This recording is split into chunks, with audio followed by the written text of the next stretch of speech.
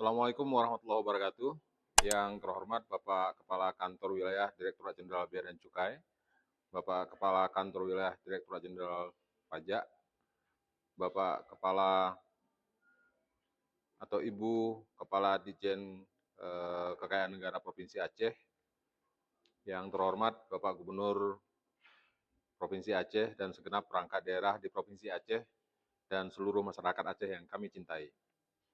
Puji syukur kita panjatkan kehadirat Allah Subhanahu wa taala karena atas ridho dan karunia-Nya lah sehingga pada hari ini kita bisa melaksanakan kegiatan Alku Regional Aceh dan semua informasi yang diberikan ini akan sangat bermanfaat bagi pelaksanaan pembangunan di Provinsi Aceh.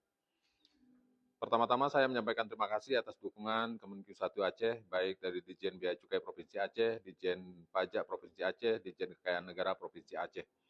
Alko regional ini merupakan kegiatan rutin yang dilakukan oleh Kanwil DJPB setiap bulan bersama dengan rekan-rekan Kemenkyu 1 untuk mendiskusikan bagaimana realisasi APBN regional Aceh, baik dari sisi penerimaan maupun dari sisi pengeluaran.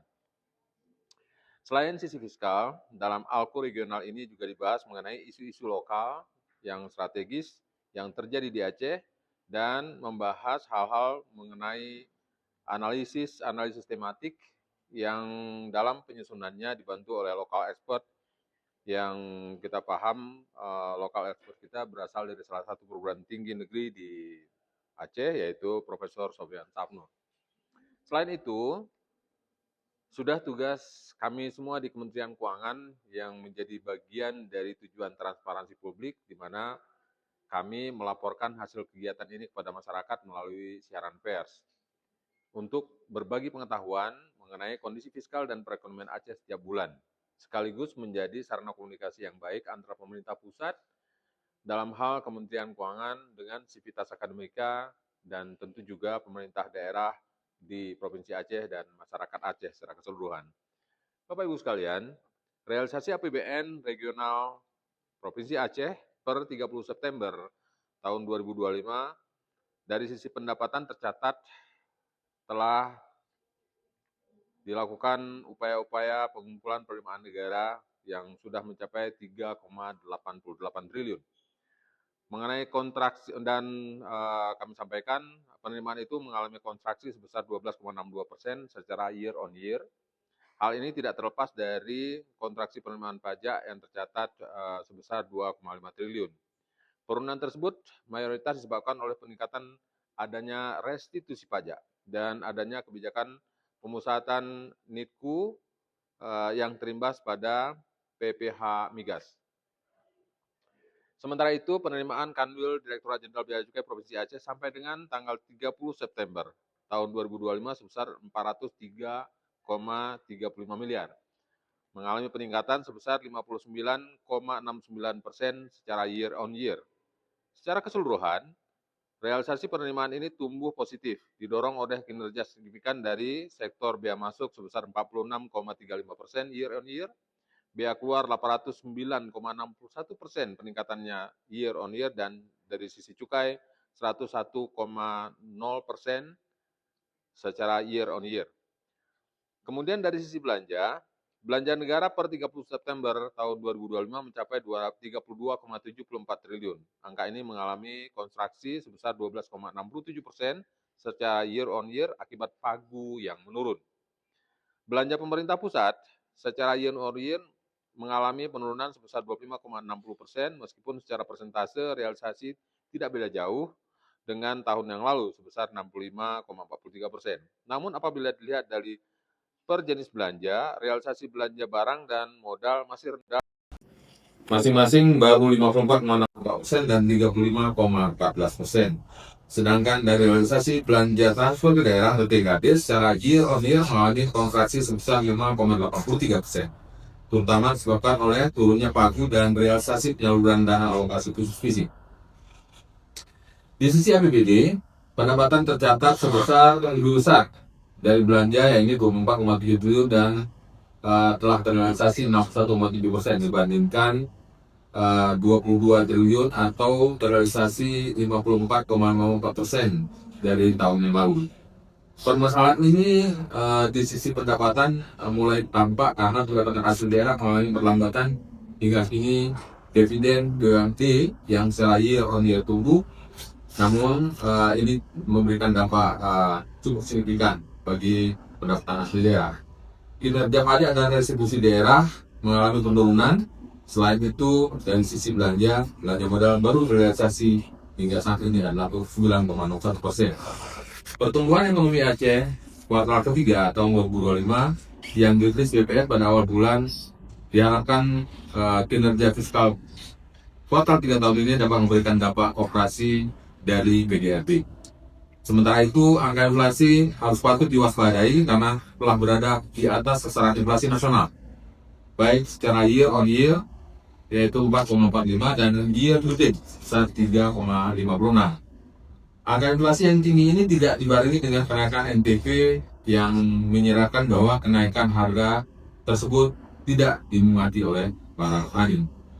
Kanwil LJPP juga melakukan monitoring terhadap beberapa program prioritas nasional, antara lain program MBG yang dapat kami sampaikan berikut. FPVG aktif di Aceh telah mencapai 319 unit dan target 645 unit atau telah mencapai 49,45. Total supplier sekitar 574 supplier, total penerima manfaat sebesar 974,761 orang atau 79,1% dari target. Realisasi anggaran telah mencapai 338 miliar 210 juta rupiah.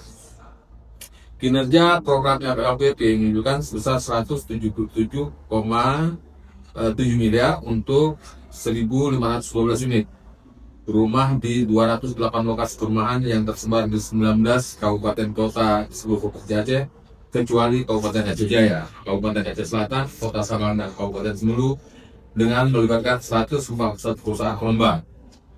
Jumlah PBG yang untuk fungsi hunian MBR yang sudah diterbitkan di Aceh adalah 64 dokumen PBG untuk 1.334 unit rumah kepada MBR di tahun 2025.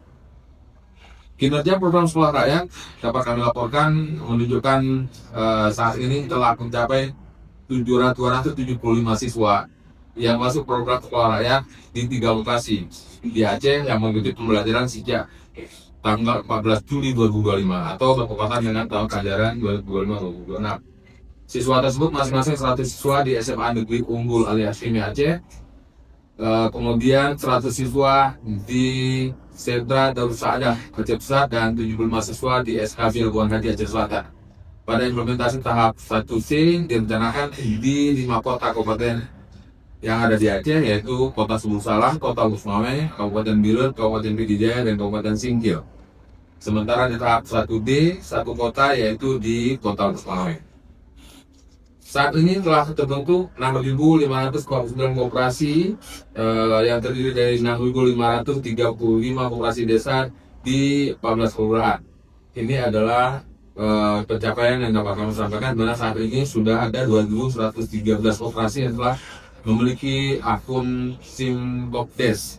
Selanjutnya 134 koperasi sudah memiliki gerai yang mana minimal harus ada 1 gerai dengan jumlah gerai aktif sudah sebanyak 206. 48 koperasi sudah mengajukan proposal bisnis dan jumlah permohonan bisnis mencapai 247.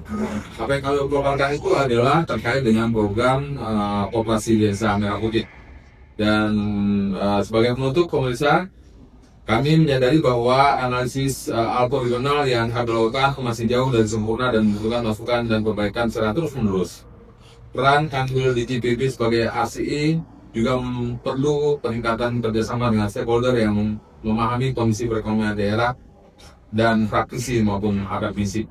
Kanwil Dirjen Perkendaraan terbuka untuk berkolaborasi dengan semua kelompok kepentingan di Aceh untuk kebutuhan data maupun kajian bersama demi sebesar-besarnya kebermanfaatan bagi masyarakat Aceh.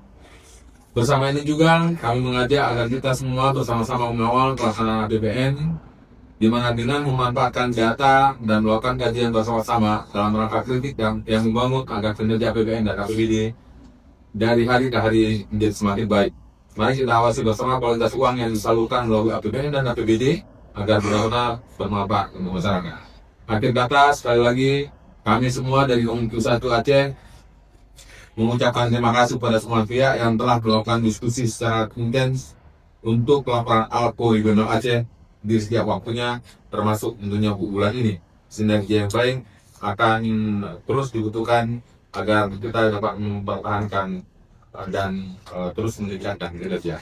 Demikian yang dapat kami sampaikan. Terima kasih. Wabillahi taufiq wal hidayah. Assalamualaikum warahmatullahi wabarakatuh.